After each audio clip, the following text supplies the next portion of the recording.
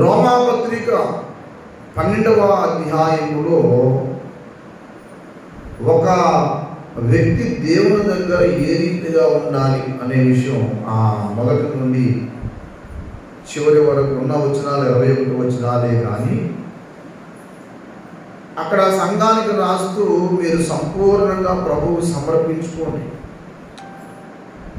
సంపూర్ణంగా దేవుని యొక్క సన్నిధిలో మీరు ఏం చేస్తారంటే మీ దేహములను లేదా మీ శరీరమును ప్రభువుకు సమర్పించుకోండి అని చెబుతూ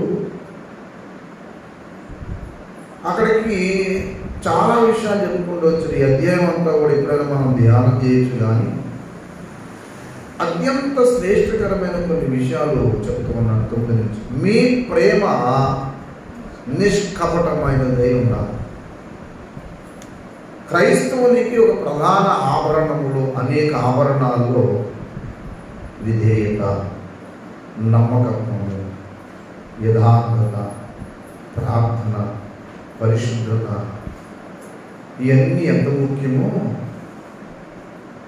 నిష్కపటమైన ప్రేమ కూడా అంతే ముఖ్యం. వేరే ఏదో ఆశించి ప్రేమించడం ఎప్పుడు ఏ రోజున కూడా చేయకూడదు. ఒక వ్యక్తి డబ్బులు ఇస్తున్నాడు కాబట్టి ఆ వ్యక్తిని ప్రేమించడం, లేకపోతే వాడు డబ్బులు ఇవ్వకపోతే లేదా వాళ్ళు మనకి ఏమి కలిసి రాకపోతే ప్రేమించకుండా ఉండాలి.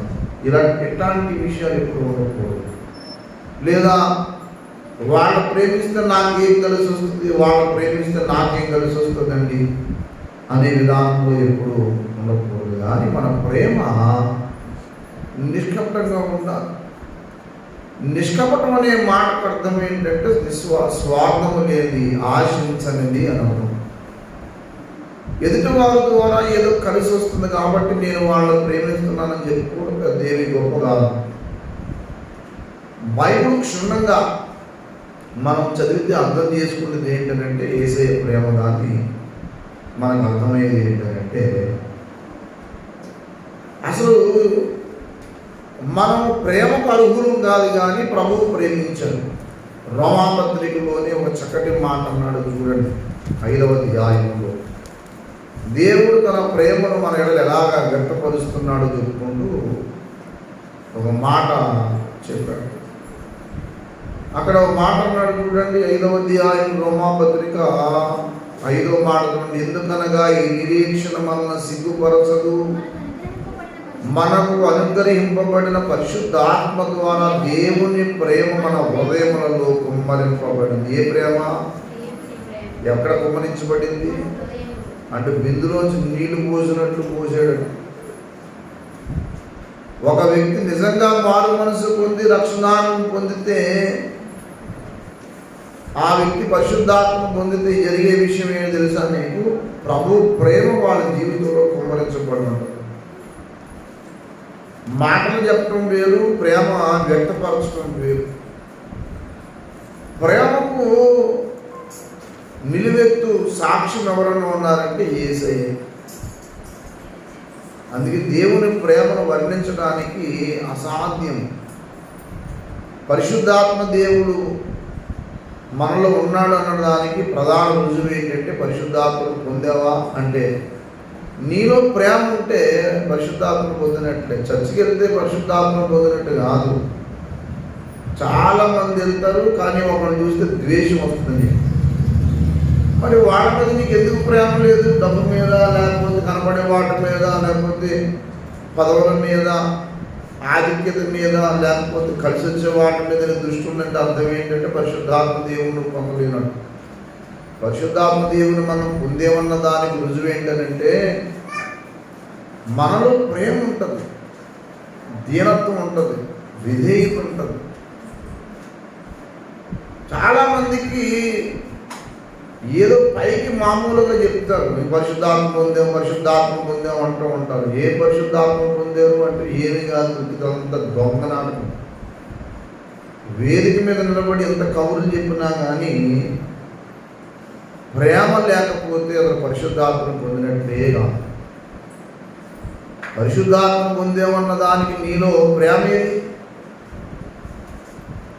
ప్రేమ అంటే నిన్ను ప్రేమించు వాడిని ప్రేమిస్తే ప్రేమ కాదు, అది గొప్ప విషయం కాదు. యేసయ్య ప్రేమ నీలో ఉన్నదన్న దానికి అనేక రుజువుల్లో ఇక్కడ చెప్తాడు. రోమపత్రిక 5వ అధ్యాయంలో చూడండి, 8వ మాట చూడండి. అయితే దేవుడు మన ఎడల తన ప్రేమను వెల్లడిపరుచుచున్నాడు. ఎట్లనగా మనం ఇంకను పాపులమై ఉండగానే క్రీస్తు మన కొరకు చనిపోయిను. ఈ లోకంలో ఎవరు ప్రేమించాలి, నేనంతగా మన యేసయ్య ఒక్కడే ప్రేమించాడు. ఎందుకంటే దేవుడు అనుకున్న వాళ్ళు ఎవరు కూడా మనిషి కోసం చనిపోవడానికి ఇష్టపడలేదు. యేసయ్య ఒక్కడే మానవుడి కొరకు చనిపోయాడు. అందుకే ఆయన ప్రేమను వర్ణించడం అసాధ్యమైన విషయం. ప్రేమకు ఈ లోకంలో చాలా మంది ప్రేమ అంటే శారీరక వ్యామోహం తీర్చుకోవడం ప్రేమ అనుకుంటూ ఉంటారు. ఒక వ్యక్తి మందిరాన్ని ప్రేమించాడు అనుకోండి, నేను చెప్తా అదనండి, మీరు ఎన్నో ఎవరో ఒకరు కబుర్లు చెప్తే మాకు ప్రేమ ఉందని చెప్తే నమ్మారు కనుక. దేవుని మందిరాన్ని ప్రేమించే బిడ్డలు ఎవరైనా సరే దైవ మందిరానికి వెళ్ళడానికి ఎవరు బలవంతం అవసరం లేదు.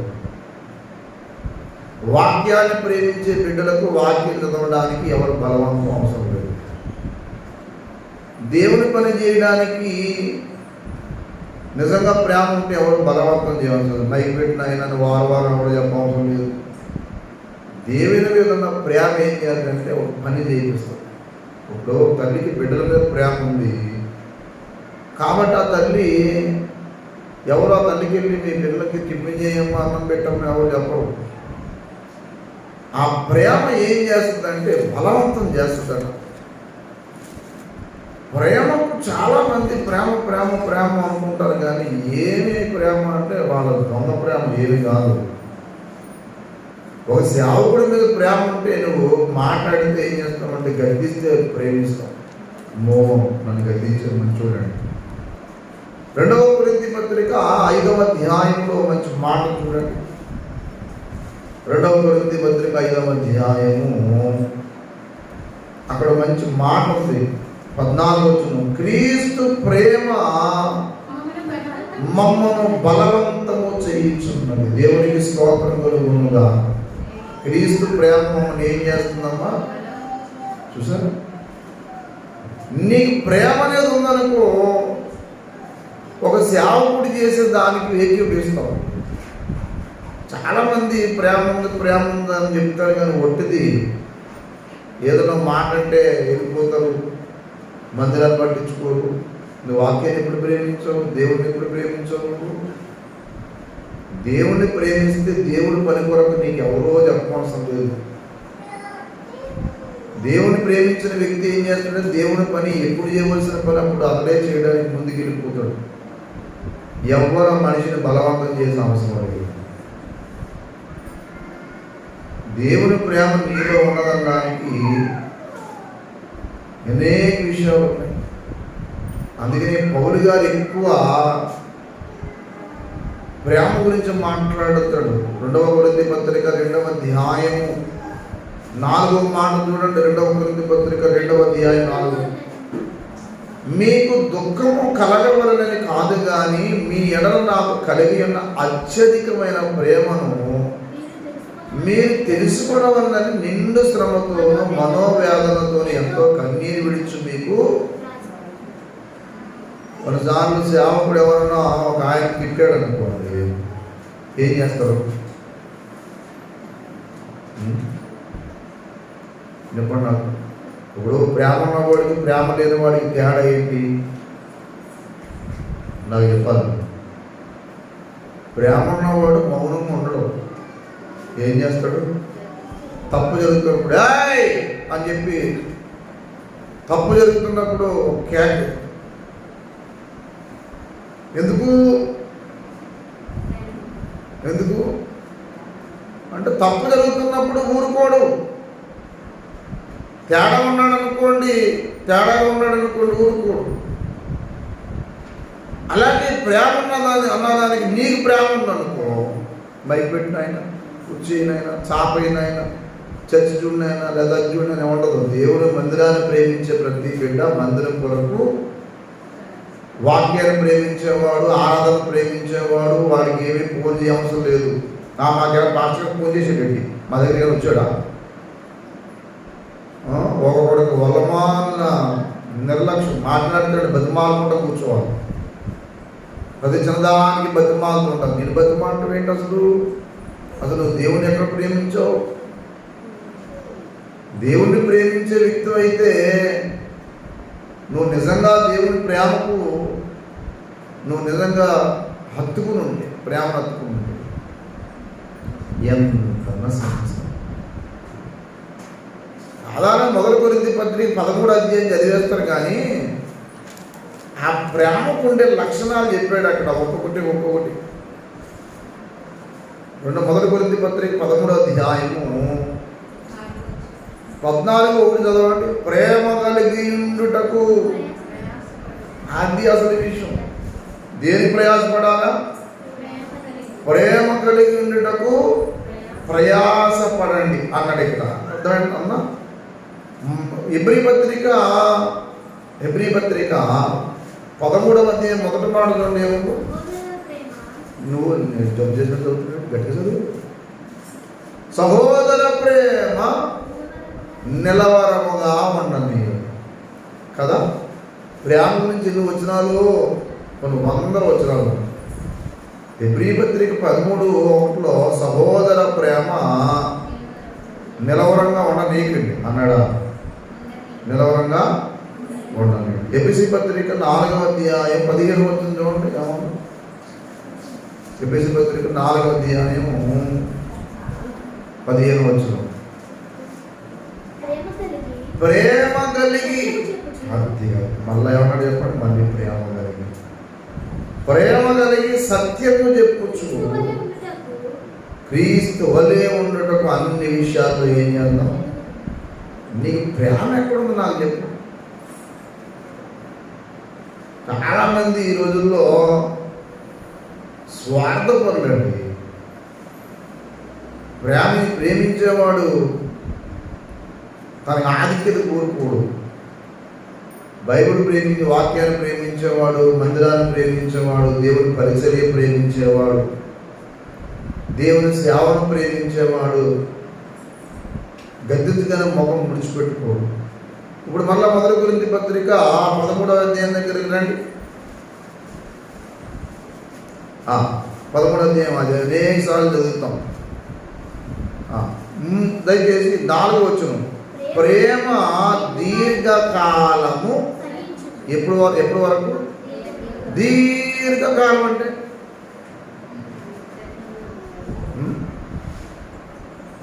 కొంతకాలం.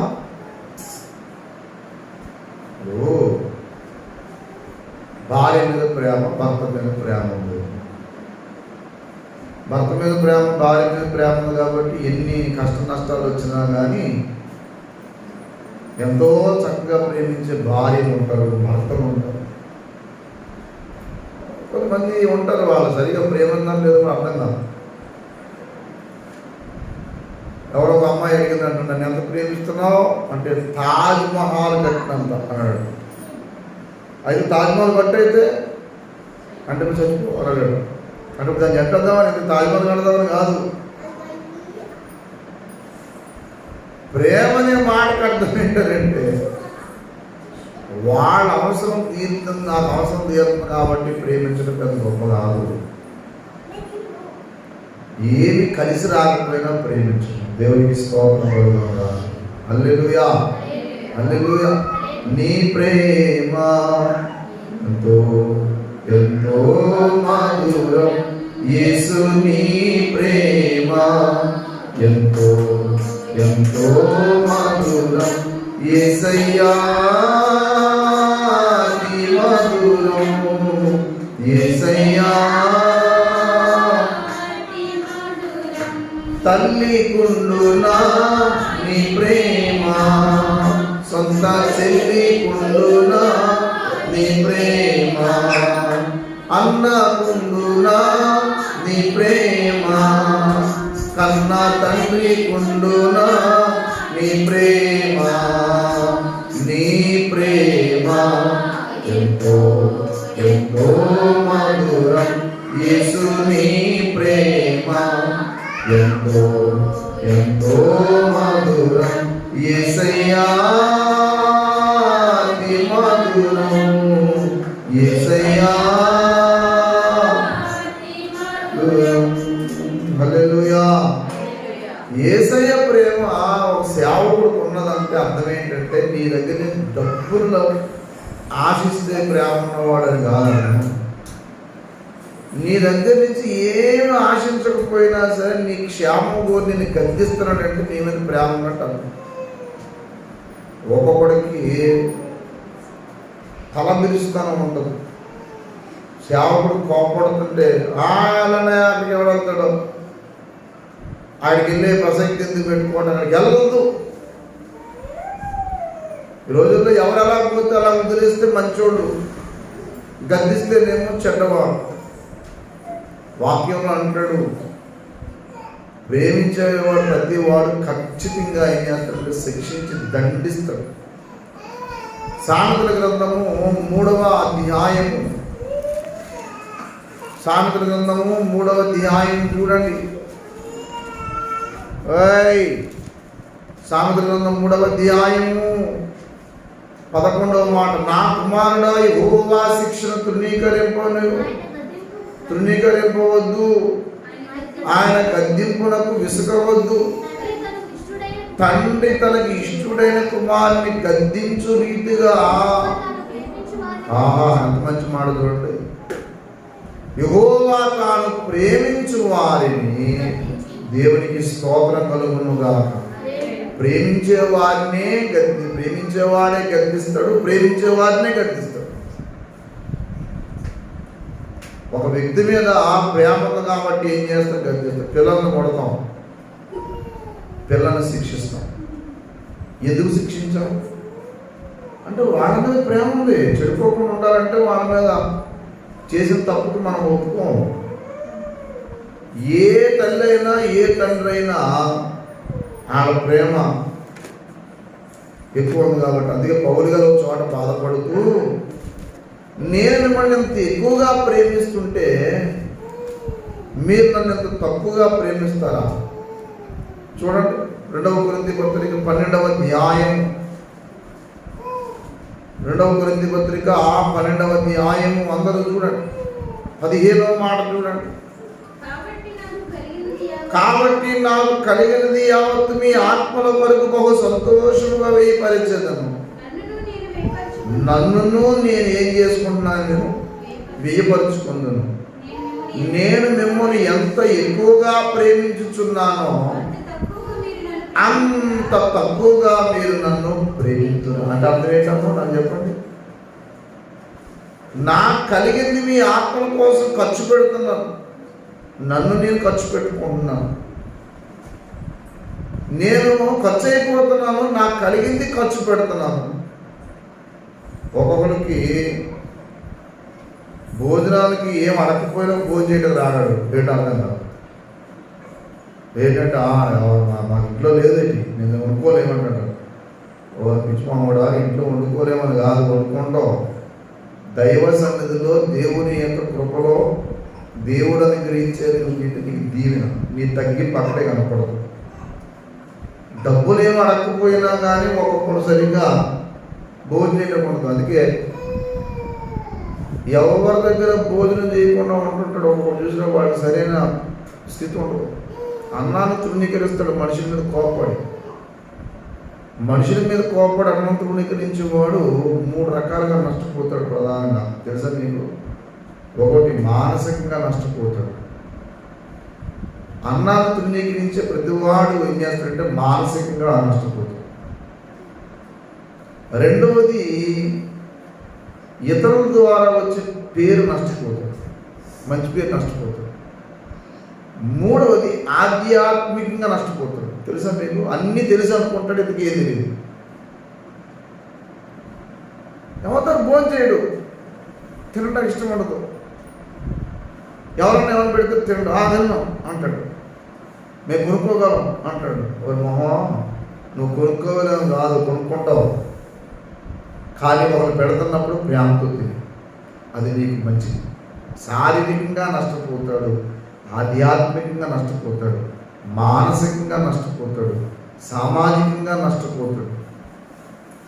అన్నాన్ని తృణీకరించేవాడు ఇన్ని రకాలుగా నష్టపోతాడు.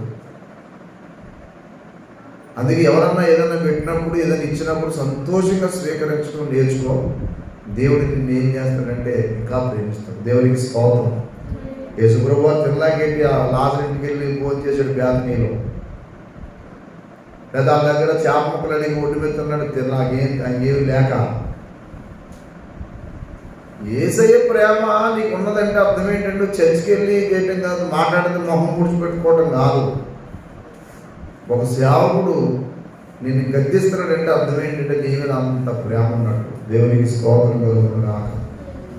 స్వార్థం కోరేవాడు ప్రేమ ఉన్నవాడు కాదండి.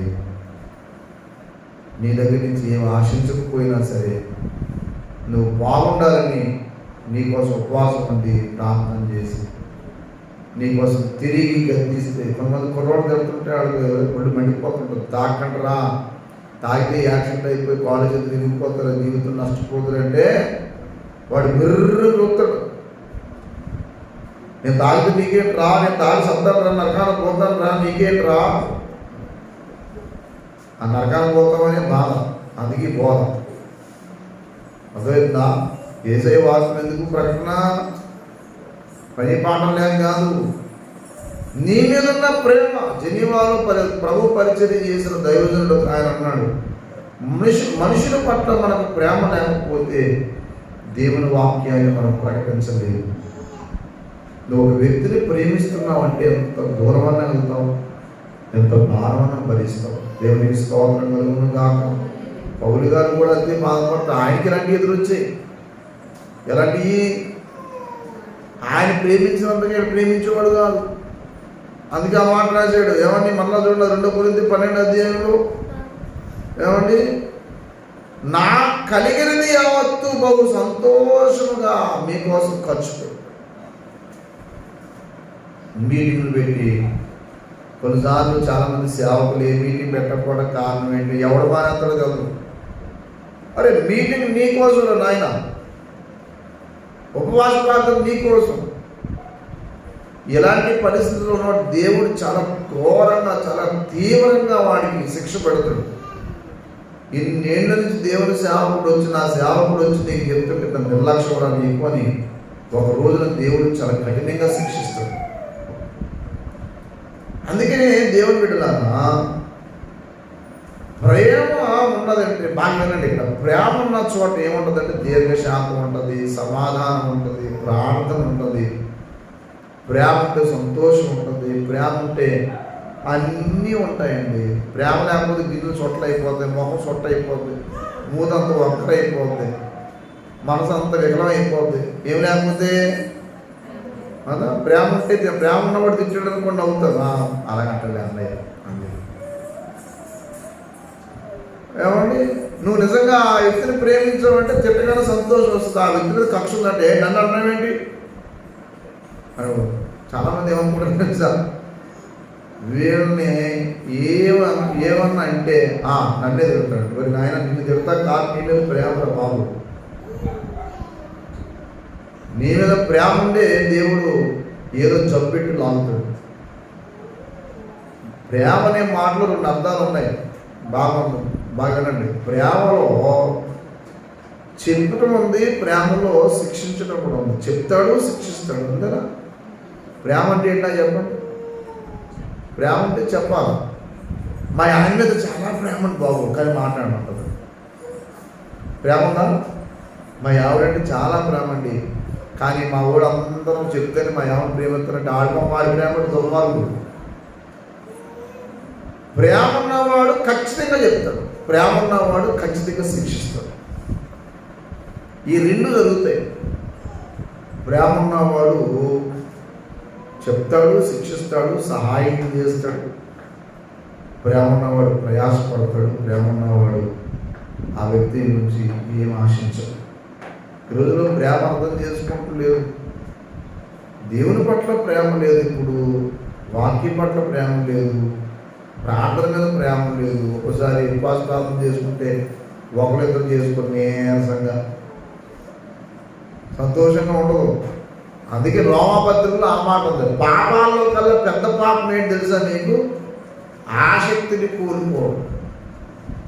అందుకే ఆసక్తి విషయంలో మాంద్యులుగాక ఆత్మయందు తీవ్రత గలవారి ప్రభువును సేవించండి.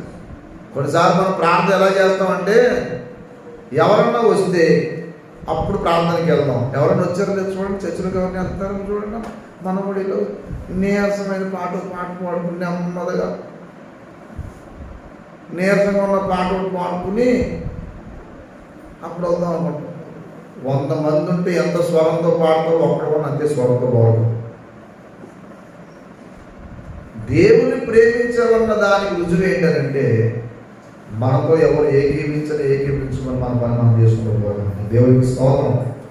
నీ ప్రార్థన జీవితం నీకు ఉండాలి, నీ వాక్య జీవితం నీకు ఉండాలి, నీ సువార్త జీవితం నీకు ఉండాలి. మన ప్రేమలో తేడా ఉండకూడదండి. ఈ మాట పెట్టుకున్నాను. నువ్వు వాక్యాన్ని ప్రేమిస్తున్నావు లేదు, ప్రార్థన ప్రేమిస్తున్నావు లేదు, నేను 10 మంది గురించి కొంచెం చెప్తారు కానీ నేను నమ్మను. నాకు తెలిసి వాళ్ళు నిజంగా ప్రేమ ఉన్నవాళ్ళు బలవంతం. కొన్నిసార్లు కొంతమంది డబ్బులు ఇచ్చి తీసుకోండి, ఎందుకంటే బలవంతంగా ఇస్తారు, ప్రేమతో ఇవ్వరు. ప్రేమతో ఇచ్చేవాళ్ళు వేరే ఇస్తారు, బలవంతంగా ఇచ్చేవాళ్ళు ఏం చేస్తారంటే తీసుకోండి అని చెప్తుంటారు, కానీ నిజంగా వాళ్ళ ప్రేమతో ఇవ్వరాడు. అందుకని వాళ్ళ దగ్గర ఏం చేస్తారంటే ఉంచుకోండి, అది ₹1,00,000 తీసుకోండి. అందుకే వాక్యం ఒక పద్యం కూడా ఉంది, ప్రేమతో కొంచెం అన్నా కాదు. ప్రేమతో చెప్పండి, కొంచెం కాదు.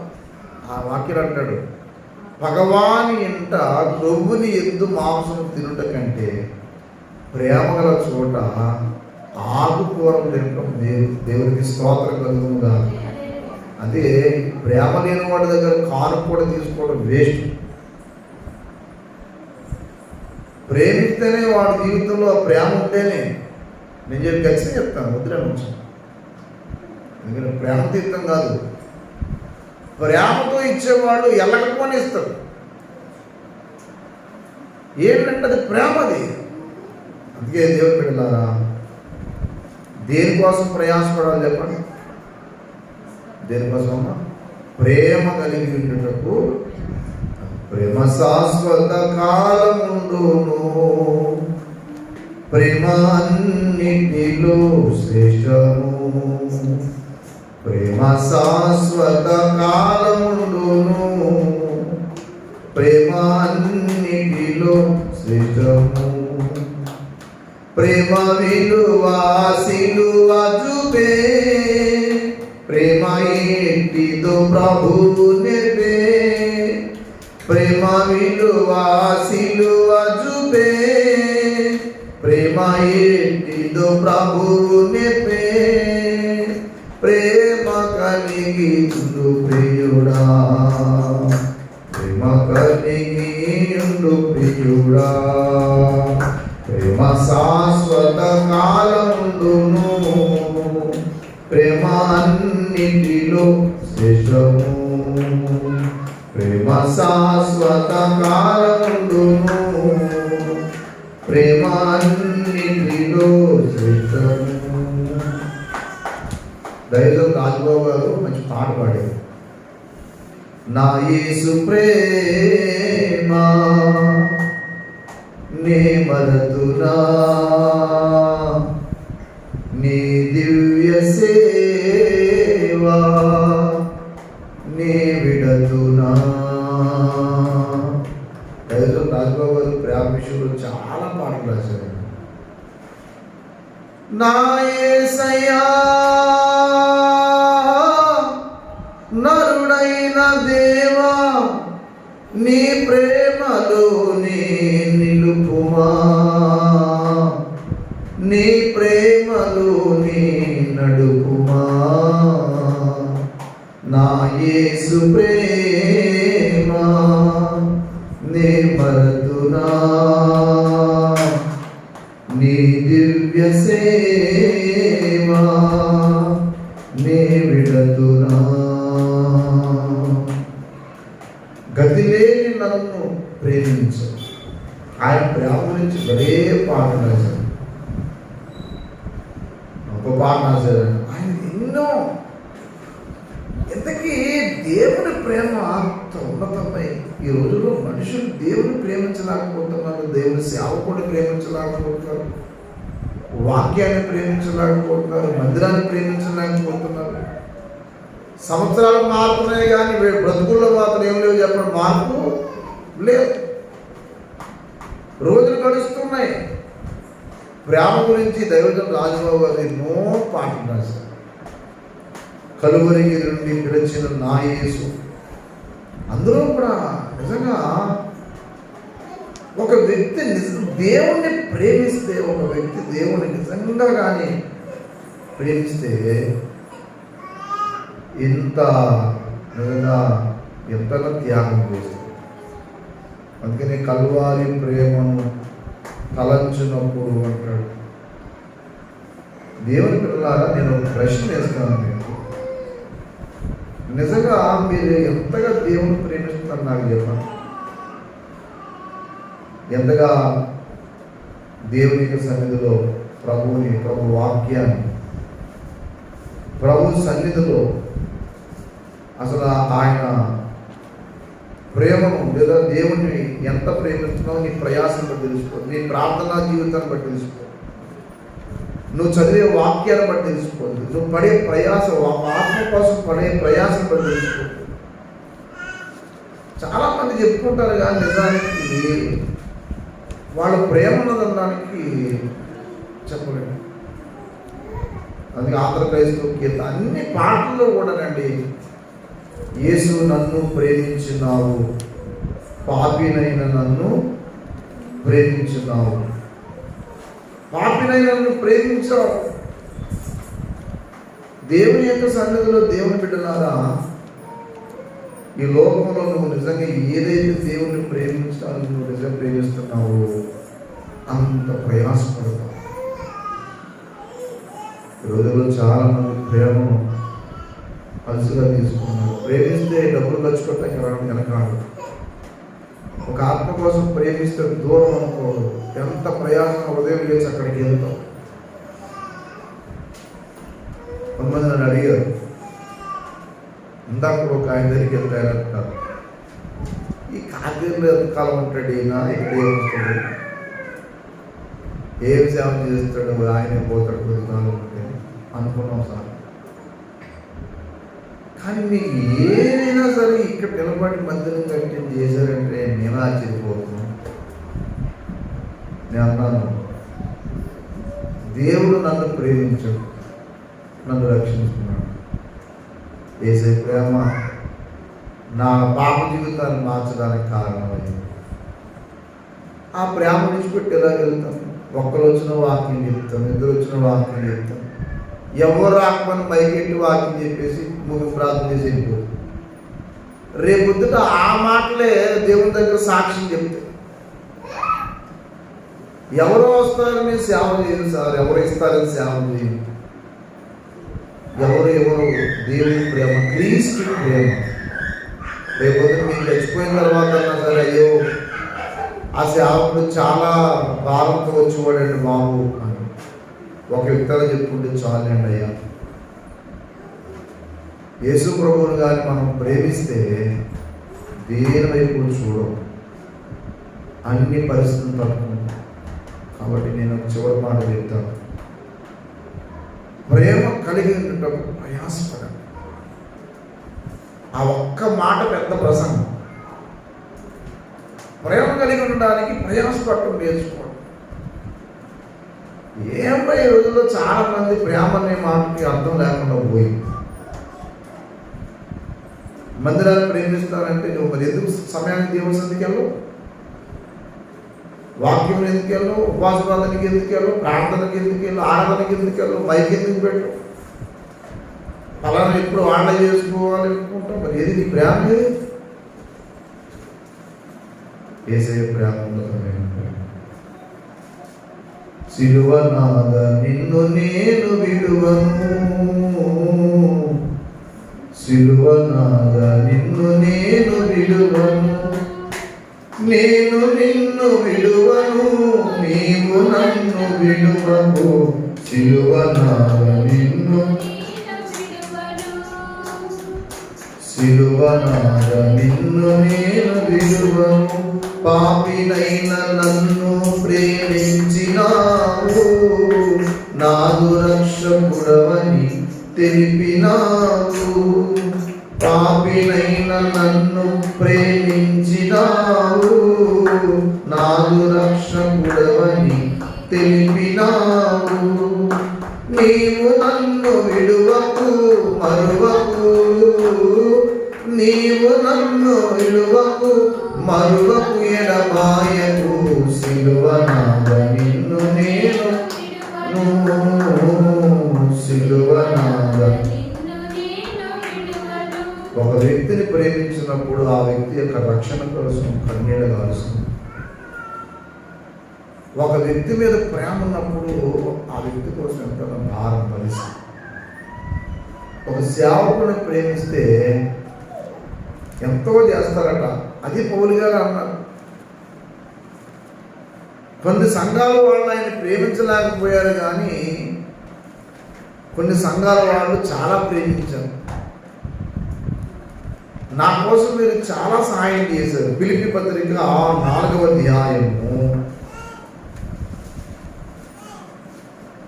ఫిలిప్పీ పత్రిక 4వ అధ్యాయము దయచేసి 14వ వచనం చూడండి. అయినను నా శ్రమలో మీరు పాలు పుచ్చుకున్నది మంచి పని. ఏ మంచి పని అమ్మా? నా శ్రమలో మీరు ఏం పుచ్చుకున్నారు? పాలు పుచ్చుకున్నది మంచి పని.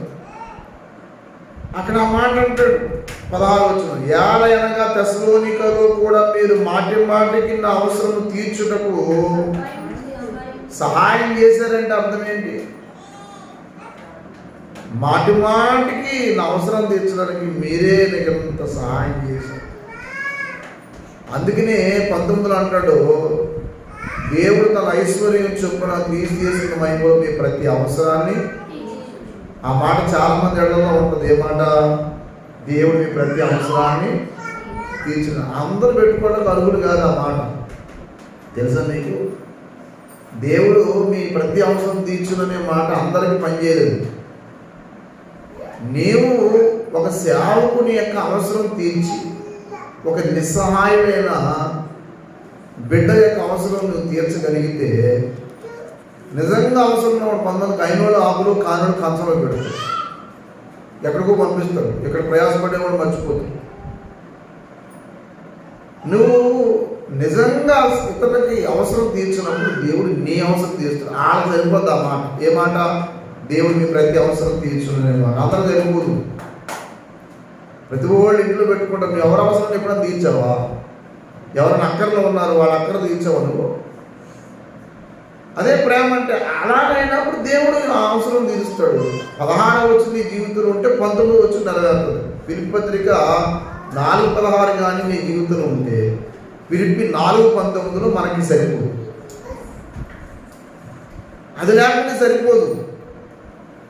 కాబట్టి నీవు నిజంగా ప్రేమ కలిగి ఉంటే ఆ ప్రేమ నువ్వు పొందుకుంటావు. మనుషుడు ఏం విత్తున్నో ఆ పంటనే నువ్వు కక్ష పెడుతున్నావు, కక్ష ఎత్తుతున్నావు.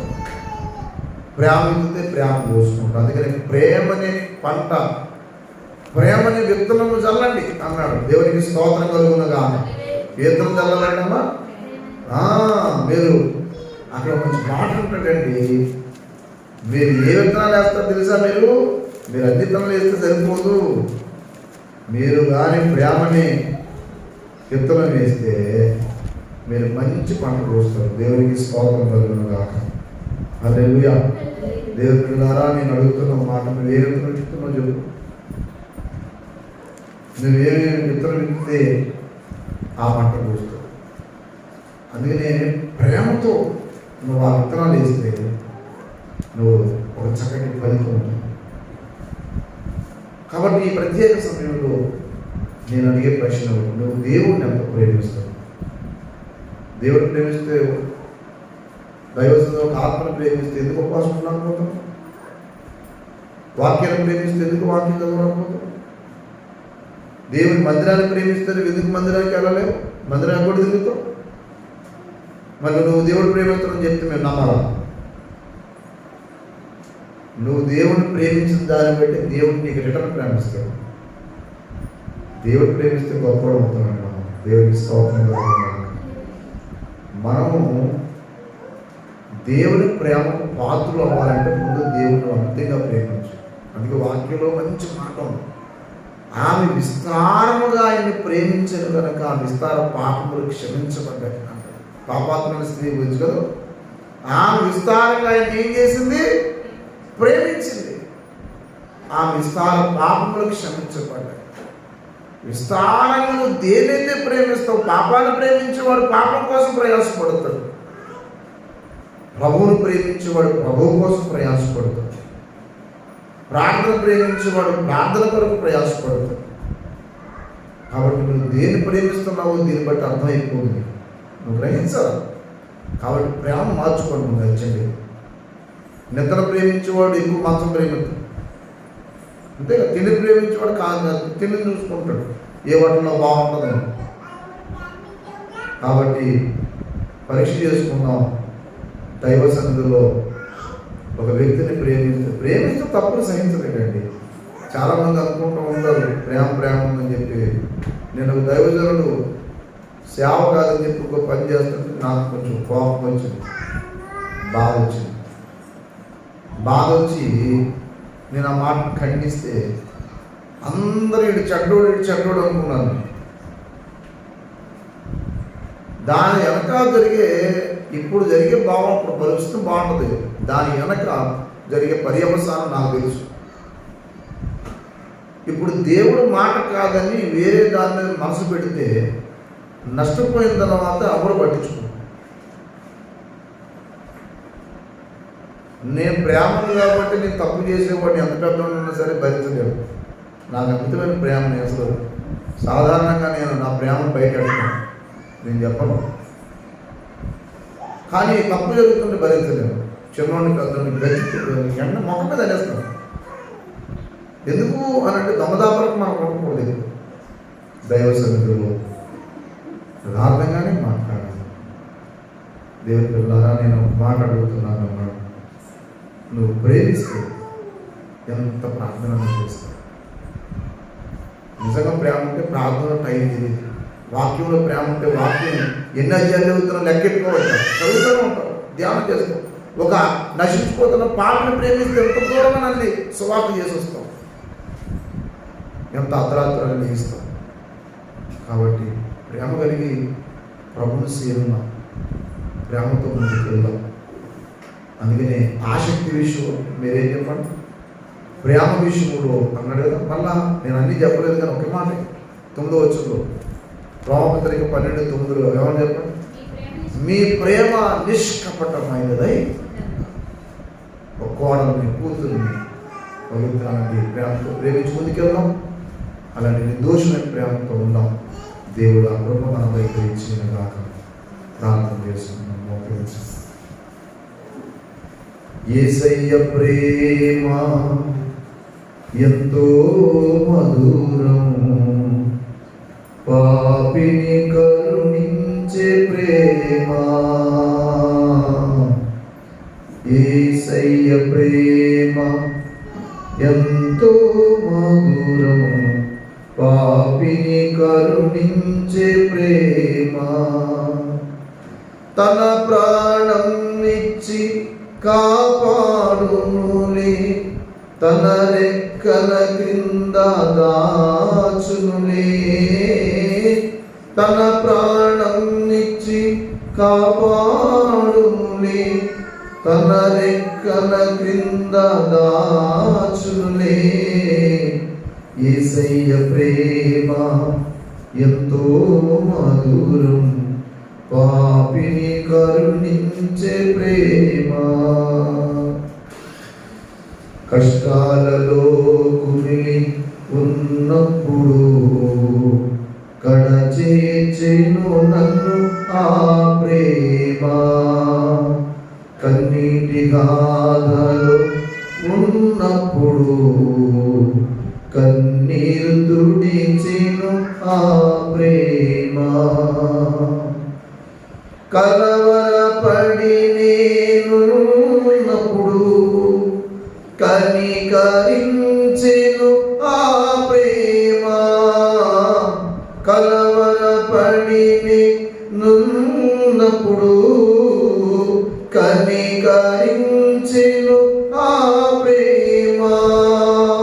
కలతలు బాపి కరములు చాపి తన కౌగిట నన్ను దాచెనుగా. కలతలు బాపి కరములు చాపి తన కౌగిట నన్ను దాచెనుగా. యేసయ్య ప్రేమ ఎంతో మధురం, పాపిని కరుణించే ప్రేమ. యేసయ్య ప్రేమ ఎంతో మధురం, పాపిని కరుణించే ప్రేమ. దేవుని బిడ్డలారా, యేసయ్యను ప్రేమిస్తున్నావు, వాక్యాలను ప్రేమిస్తున్నావు, సేవకుడు యథార్థవంతుడైన సేవకుడు. అందరినీ నేను మాట్లాడట్లేదు. నీకోసం నిజంగా ప్రయాసపడుతున్న సేవకుడు, డబ్బు కోసం కాదు నీ ఆత్మ కోసం ప్రయాసపడుతున్న సేవకుడు ఎంత ప్రేమిస్తున్నావు. అని నువ్వు దేవుడు ప్రేమిస్తాను చెప్పుకున్నావు. ఎవడైనా తను దేవుడు ప్రేమించాలని చెప్పుకుని సహోదరుని ద్వేషిస్తే అతని ఏదో దేవుని ప్రేమ ఎలాగ నిలుచును. ద్వేషం కలిగిన వాడు చీకట్లో ఉన్నాడు, ప్రేమలో ఉన్నవాడు కాదు. వాక్యం అంటే ప్రేమ లేదు, దేవుని సన్నిధి అంటే ప్రేమ లేదు, ప్రార్థన అంటే ప్రేమ లేదు, ఆరాధన అంటే ప్రేమ లేదు. ప్రేమ చెప్పుకుంటున్నావు, బలవంతంగా వస్తున్నావు దేవుని సన్నిధికి. ప్రేమతో వచ్చేవాడు సంతోషంగా వస్తాడు, బలవంతంగా వచ్చేవాడు ఎప్పుడు ముగిసిపోతుందో అని చూస్తాడు. కాబట్టి నువ్వు నిజంగా ప్రేమిస్తే ఎంతన్నా ప్రార్థన చేస్తావు, ఎంత కన్నీళ్ళన్నా కాలుస్తావు. పరీక్ష చేసుకున్నావు, ప్రార్థన చేసుకున్నావు.